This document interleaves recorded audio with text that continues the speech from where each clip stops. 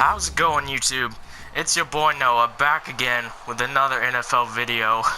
And you'll have to excuse me for this one because I'm actually kind of a little bit sick, but that's not going to stop me from making videos because I'm a freaking tank. But anyway, let's not waste any more time. We got the Week 3 Thursday night game, the LA Rams at the San Francisco 49ers. This will be a really exciting game, but what will be exciting is this Week 2 review, so let's get right into it. Anyway, last week's Thursday night game, Houston Texans at the Cincinnati Bengals, and boy, looking into it, I thought this would be a boring game because of how bad both teams played Week 1, and it actually really was. Very low-scoring game. Texans end up going into Cincinnati and beating the Bengals by a final score of 13-9. The only score of the game coming on a long touchdown run by the Texans rookie quarterback Deshaun Watson, and man, I don't know what's going on with Andy Dalton. He just doesn't seem to have it anymore, man. They might just want to trade him right now, start A.J. McCarron. I don't know what is going on with this guy. I mean, Texans looking nice. I like what I saw from Deshaun Watson. I mean, he's better than Tom Savage anyway, but still, the Texans have to pick up their offense too if they want to compete with the Tennessee Titans for that division. But, yeah, I just think the Bengals are done already. I mean, they just got no offense. Their defense is amazing, guys like Geno Atkins, but I mean, their offense just is not doing well right now. Andy Dalton just is sucking really bad so far. So, fair play to the Texans.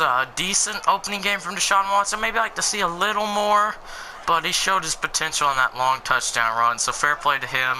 Solid game from their top receiver, DeAndre Hopkins, 7 receptions, 73 yards, and yeah, Texans end up coming out with the win, and what a shocker. I predicted this game incorrectly, picking the Bengals, so just like last week, I'm already starting to choke on my picks, starting out 0-1. But anyway, let's get into a game I did predict correctly. The Arizona Cardinals at the Indianapolis Colts, but it wasn't as one-sided as I thought it'd be. It actually went to overtime with the Cardinals getting the win 16-13. Carson Palmer throwing for over 300 yards, 332 to be exact, and a touchdown. He had a nice game after really struggling last week against the Lions. They did a decent job without David Johnson. I mean, they did just enough to beat the Colts, which I guess isn't really saying much because they were starting Jacoby Brissett in this game, and he had a respectable game, I'd say, but it's just not the same as having Andrew Luck. It really isn't. The Colts, I think they're done. I think they've built themselves too much of a hole too early, so even when they do get Andrew Luck back, I just don't see much coming from them. So yeah, and what a game for J.J. Nelson of the Cardinals, going for 120 yards and a touchdown. That's probably the surprise performance of the Week 2, but anyway, yeah, I kind of want to see a little more from the Cardinals. They barely beat the Colts in overtime, and the Colts do not have a starting quarterback right now, so maybe I'd like to see a little more for them, but they got the job done this week, and I guess really as a fan, that's all you can ask of right now in this early in the season. But man, Colts, I'm sorry, but I think your season's done. I'm sorry. Anyway, moving on, next game, Philadelphia Eagles visiting Andy Reid and the Kansas City Chiefs at Arrowhead. This was a very close game. I thought it would be a close game, but Andy Reid ended up getting revenge against his old team for firing him back in 2012 as the Chiefs ended up beating the Eagles. Final score of 27-20, and another good game from Carson Wentz despite the loss. Over 300 yards, 333 yards, and 2 touchdowns. He had another really good game, man. Dare I say, this early in the season, Carson Wentz, comeback player of the year, man. My God, he's playing amazing. After a so-so rookie year, oh my God, he's playing great so far. And for the Kansas City Chiefs, Kareem Hunt had another amazing day. And it's not like the one he had against the Patriots with over 200 yards, but still a very good game. 81 yards and 2 touchdowns. I mean, runaway candidate for Rookie of the Year right now in the AFC. So fair play to him. Travis Kelce, the elite tight end, 8 receptions, 103 yards and a touchdown. And yeah, the Chiefs did enough to get the job done against the Eagles. And I got to say, the Eagles look pretty good, man. Carson Wentz is looking really strong early on, so I'm liking what I'm seeing from them, but this week they are not able to get it done, losing the Kansas City Chiefs. Final score 27-20. Next game, oh my God, I'm so sorry. New Orleans Saints being visited by the New England Patriots, and man, The Saints just have no defense. I mean, oh my God. I knew the Patriots would win this game. I knew they would come back. I did end up predicting this correctly, but yeah, the Saints, I'm sorry. They just have no defense. I mean, I think Drew Brees threw for over 300 yards. They still lost by 16 points.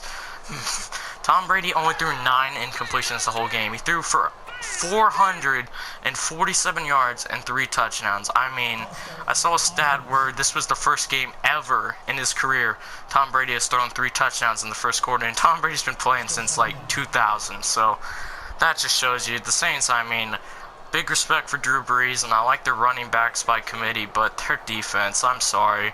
This is the story every year. They just have no defense. Fair play to the Patriots. Mike Gillislee had another decent game, almost 70 yards, another touchdown, so he's got 4 touchdowns early on in the season. Rob Gronkowski scored his 69th touchdown of his career, which is actually already 3rd all-time for tight ends, so fair play to him. But Saints, I'm sorry, but I think your season is done. Just no defense. And with the high potent offense like the Falcons, the Panthers, and the Buccaneers in the division, I'm sorry. I think you're done. But anyway, let's move on to the next game. Minnesota Vikings visiting the Pittsburgh Steelers. Boy, was I wrong about this game, but not because I misjudged it, I'd say. Sam Bradford actually had an injury before this game. I did not hear about it actually until the game had already started. I don't know what happened. I really don't. But when after Sam Bradford's amazing game last week, going from a guy as great as him and how hot he was after his good first game to a guy like Case Keenum, who's been a backup basically his entire career, that's not going to bode well for you, especially on the road in Pittsburgh. Ben Roethlisberger throwing for 243 yards and 2 touchdowns. Le'Veon Bell, 87 yards, but on 27 carries. He's kind of off to a slow start this year, but I mean, I guess at least for this game, he was kind of a workhorse, helping to run down the clock. Bryant, 91 yards and a touchdown. So yeah, I mean, the Vikings, I think they would have had a better shot in this game if Sam Bradford played, because he had a great week 1, but I mean, Case Keenum, you're playing Case Keenum on the road. I mean, yeah, you're not going to win against a solid Steelers defense. Guys like T.J. Watt, James Harrison, and yeah, I mean, fair play to the Steelers.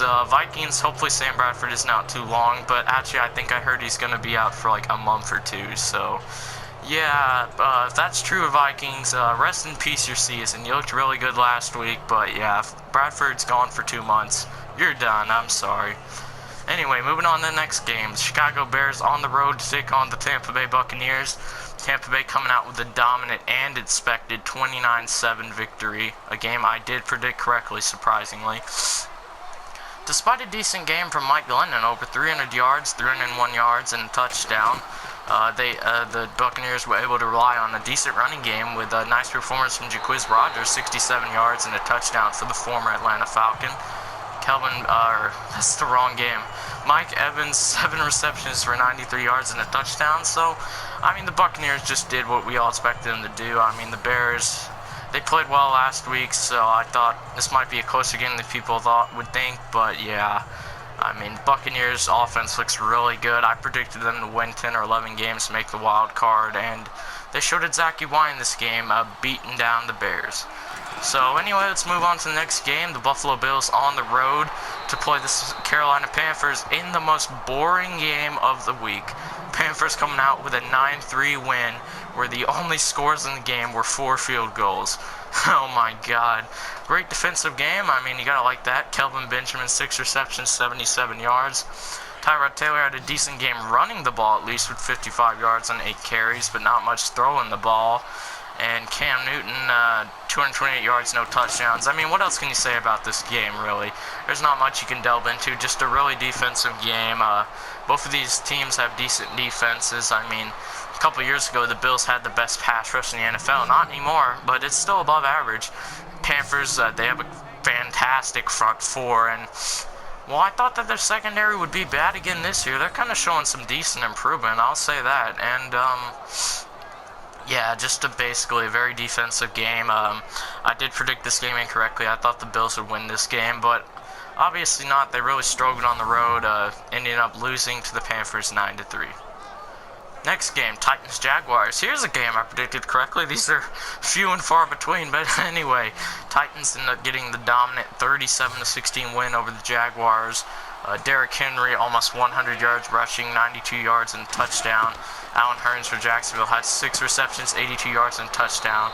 So he was basically their only offense. Blake Bortles, I saw a picture. At one point in this game, Blake Bortles had a passer rating under 5. And I don't know, man.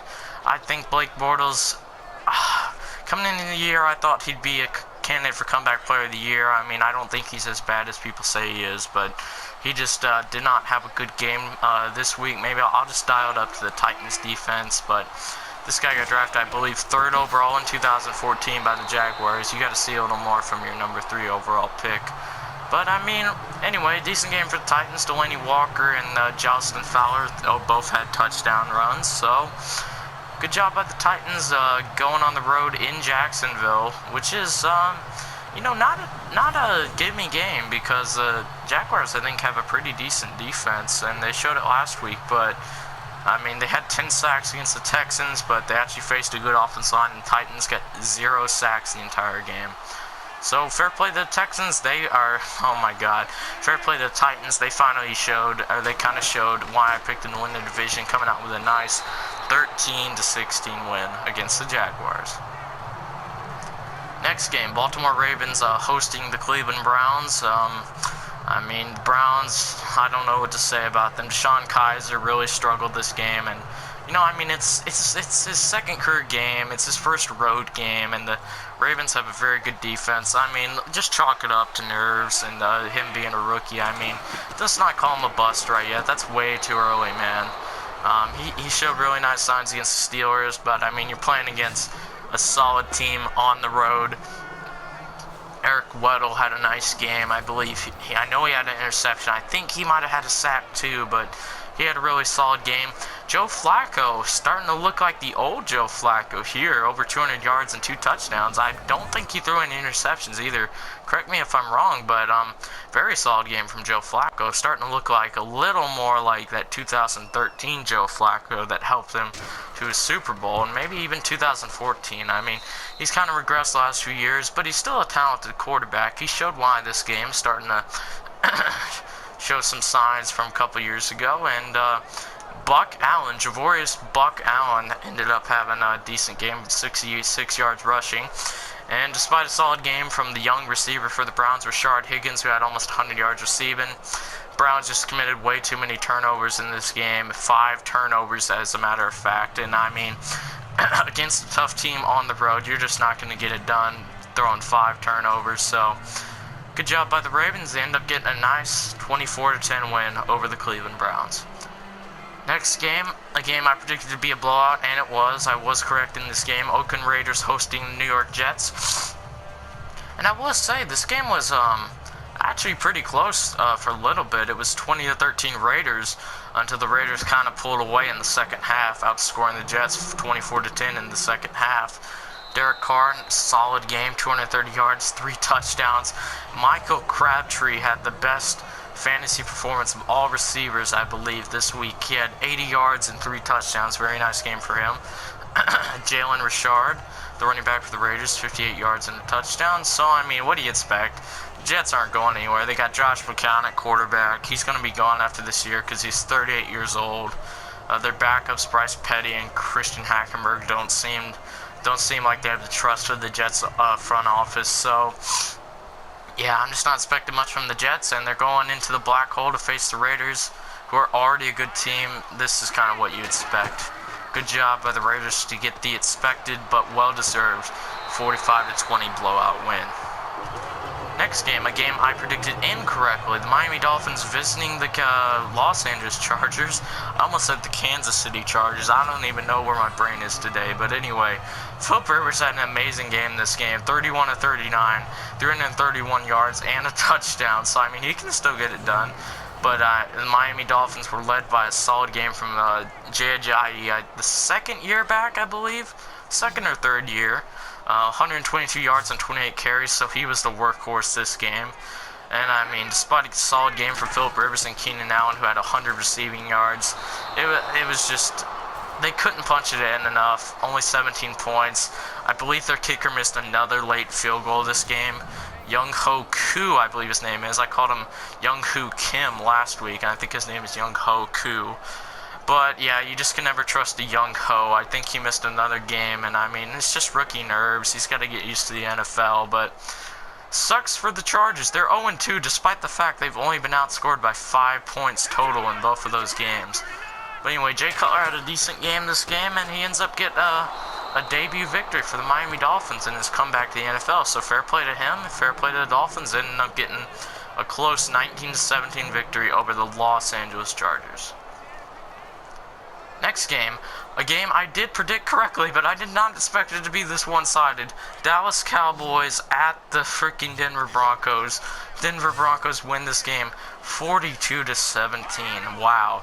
I gotta say, man, I picked the Oakland Raiders to win the West and Kansas City to win a wild card, but oh my god.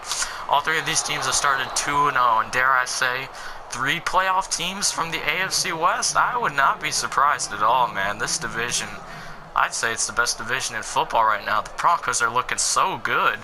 Trevor Siemian, I mean, I respect Trevor Siemian. I like him a lot. I've already talked about that a little bit. I think he's pretty underrated, and he showed why in this game. 4 touchdowns with only 1 interception. Yeah, I don't think there's any quarterback controversy in Denver anymore. Used to be, is it Trevor Siemian, Paxton Lynch, freaking Chad Kelly even? But, yeah, Trevor Siemian's the starter, and he's playing well, and their defense, I mean, freaking Von Miller, Chris Harris, they got some of the best cornerbacks with guys like Chris Harris, Akeem Tully, Bradley Roby. This defense is unstoppable. Completely shut out Ezekiel Elliott, 9 carries for 8 yards, just absolutely dominated. Dak Prescott had to throw the ball 50 times and threw 2 interceptions. Solid game from C.J. Anderson, over 100 yards and a touchdown. Despite a solid game from the veteran Jason Witten with 97 yards and a touchdown, that Broncos defense is just so dominant, shutting down the running game, shutting down Dak, shutting down Dez Bryant. Had a nice pick 6 in the game. So yeah, nice job by the Denver Broncos, looking like a very scary team early on. I mean, going into Mile High, that's one of the toughest road atmospheres in the NFL. It's probably up there with like Seattle and Green Bay for toughest, man. Well, I think Dallas learned that firsthand as they get absolutely smacked by the Denver Broncos. Final score, Denver 42, Dallas 17. Next game, a game I did predict incorrectly, but a game I also thought would be close. Washington Redskins at the Los Angeles Rams. I swear to God, I almost called them the St. Louis Rams again, but I didn't. But anyway, Redskins end up winning this game. Final score 27-20. Another decent game from Jared Goff with over 200 yards and a touchdown. Todd Gurley had 88 yards and a touchdown. And Gerald Everett, the receiver for the Rams, had 95 yards, so a solid game for him.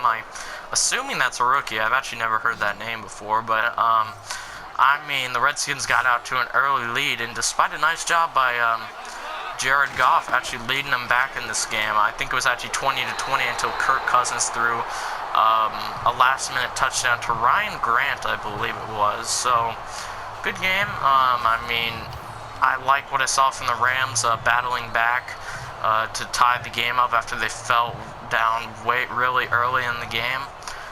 Jared Goff, I really like, we're talking about guys like Jared Goff and Carson Wentz. They kind of both struggled last year, but Goff way more than Wentz, and they're both actually looking really good so far this year, showing why they were the number 1 and 2 picks overall in 2016 draft, so that's always nice to see. But this game, Captain Kirk Cousins ends up getting a nice 27-20 win on a last-second touchdown to Ryan Grant. Gotta love that as a Redskins fan.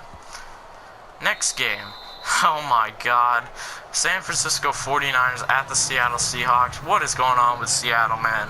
They just got no offensive line. Russell Wilson's running for his life. They got barely any running game. I mean, Chris Carson had a nice game with almost 100 yards, but I mean, they just got no offense. Even when they do drive, they have to settle for field goals. I mean, the 49ers, I believe, were actually ahead in this game, but the Seahawks scored a last-second touchdown to preserve the win. So, Seahawks, got to fix that offensive line. Russell Wilson can't do it all himself, man. I mean, he had a nice game, almost 200 yards and a touchdown. Carlos Hyde looked dominant for the 49ers with 124 yards. But Seattle, if you want to seriously contend in the NFC with teams like the Atlanta Falcons and the Green Bay Packers, who have decent or great pass rushes and decent defenses overall, you gotta freaking fix your offensive line, man. Some of these pass rushes will just destroy your team if you do not fix this right now. Russell Wilson just has no chance, but luckily they're playing the San Francisco 49ers this game, so they did have a chance. Despite that, ended up getting a nice, well, not really a nice, a very disappointing 12-9 win. You've got to improve, Seattle, big time. Next game, Sunday Night Football. My favorite team, the Atlanta Falcons, hosting the Green Bay Packers in the very first game of Mercedes-Benz Stadium. Now, here's a game I can definitely talk in depth about. Matt Ryan had a nice game. He had like his 57th straight game with over 200 passing yards. He threw a touchdown to Tevin Coleman in this game. Aaron Rodgers had over 300 yards, 2 touchdowns. How about my man Devontae Freeman? 84 rushing yards and 2 touchdowns. He looked really good this game. Julio Jones, 5 receptions, 108 yards. Most of it in the first half, mainly because in the second half the Falcons were just running the ball to preserve the lead. Man, Falcons got off to a great start this game.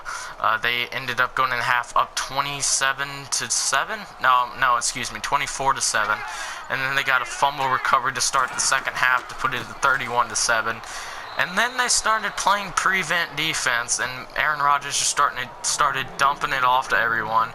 And we didn't make any adjustments at all, and he just kept dumping it down, and they ended up scoring 2 quick touchdowns, and all of a sudden it's 34-23, and we're like, uh-oh. We've seen this before. Please don't blow another lead. But, you know, I got to give it to the Falcons. They had some decent drives in the second half, even though they didn't really score much in the fourth quarter or anything like that. They had some solid drives. Their last drive of the game, when they got the ball after 6 minutes, they ended up burning about 5 minutes off the clock, just giving the Aaron Rodgers no time. And they actually had another drive in the third quarter where they took about another 5 minutes off the clock. Matt Bryant ended up hitting a 50-yard field goal. So a nice game from the Atlanta Falcons. They're trying to show people that there is no such thing as a Super Bowl hangover. And I think they did a decent job in this game. And for all the Green Bay Packers fans complaining about the refs because you got 2 calls that went against you, I just want to say something. Do you honestly think that if we didn't have a 31-7 lead and we were actually passing the ball instead of running the ball 90% of the time in the half, do you honestly think you could have stopped our offense and come back in this game? That's all I'm going to say. Please, the refs did not cost you the game. The fact that Matt Ryan only threw about 7 incompletions in this game and that we had well over 100 yards rushing is the reason you lost this game. Come on now. Really? The only reason you guys came back in this game is because we were playing prevent defense the entire second half and running the ball. If we really wanted to, I do not think your defense could have stopped our offense. But anyway, enough of that. That's my opinion anyway. But I just hate it when people always blame the refs as soon as they lose a game, even though we were up 31-7 at that point. So I guess, I don't know, maybe the refs allowed 34 points in this game. But anyway, let's just move right past that and go on to the Monday night game and the freaking garbage New York Giants hosting the Detroit Lions and Matthew Stafford. And, man, you know, Eli Manning had a bad game last week, but I'm not going to pin this one on him at all. I mean, that offensive line, I'm so sorry, Eli Manning. You just got no shot, man. I mean, I think he got sacked 5 times. Eric Flowers, the left tackle, was just straight garbage for the New York Giants. They got no running game. Paul Perkins got absolutely shut down this game. And, yeah, I mean, Giants, I mean, Brandon Marshall, come on, man. Really? I mean, maybe you were shut down a little last week, but you had so many drops in this game. If you're getting paid millions of dollars, help Eli Manning out, because he's getting sacked most of the time, and when he actually does deliver a perfect pass, I mean, receivers are just dropping everything, man. I mean, this poor man is just going to get no luck. Oh, man, I feel so bad for him, honestly. But you know what? A good game for Detroit Lions. Their defense looking really great so far. I mean, you got guys like Darius Slay, but Quandre Diggs made a nice play in the fourth quarter to stop the Giants on 4th down. Amir Abdul in the running game had 86 rushing yards, so a solid game for him. Matthew Stafford throwing 2 more touchdown passes in this game, so he's now up to 6 through 2 weeks this season, so he's on pace for 48 touchdowns. That'd be pretty good for him. Show why he's the highest paid quarterback in the NFL. And despite a solid game from Evan Ingram, the rookie tight end for the Giants, 49 yards and touchdown. I mean, excuse me, their offensive line is just so bad. I mean, poor Eli Manning just did not have any shot in this game. And I predicted the Giants to win their division, but I don't know, man. They got to fix their offensive line fast if they want that prediction to stay intact. But, yeah. Giants, Brandon Marshall, I mean, just help your guy Eli Manning. I mean, I feel so bad for him. He's one of my favorite quarterbacks, 2-time Super Bowl winner, but this game, I mean, he played bad last game. This game was not his fault at all. And Ben McAdoo, really, you're just going to throw your quarterback under the bus? I mean, maybe if you could actually coach and realize, oh my God, Eric Flowers says a lot about 3 sacks and Eli Manning. Maybe I should take him out of the game. Maybe you wouldn't have these problems. But no, just throw your quarterback under the bus, man. The quarterback who's won 2 Super Bowls, whereas you've won absolutely nothing in this league. I mean, Ben McAdoo, I lost a lot of respect for what you said about Eli Manning. But anyway, enough of that, and hopefully that gets blocked out, that message in the top left. I think it will. But anyway, enough of that. I hope you guys enjoyed. I kind of went a little faster this game, or this week, because I'm actually in a little bit of a hurry. But yeah, I hope you guys enjoyed. I actually did decent on my picks this week. I went 11-5 this week, so that's a decent record, improving from my 9-6 record last week. But anyway, expect a week 3 preview video hopefully tomorrow, or if not, maybe the day after that. And yeah, thank you guys very much for watching. I hope you enjoyed, and I'll see you next time. Have a great day.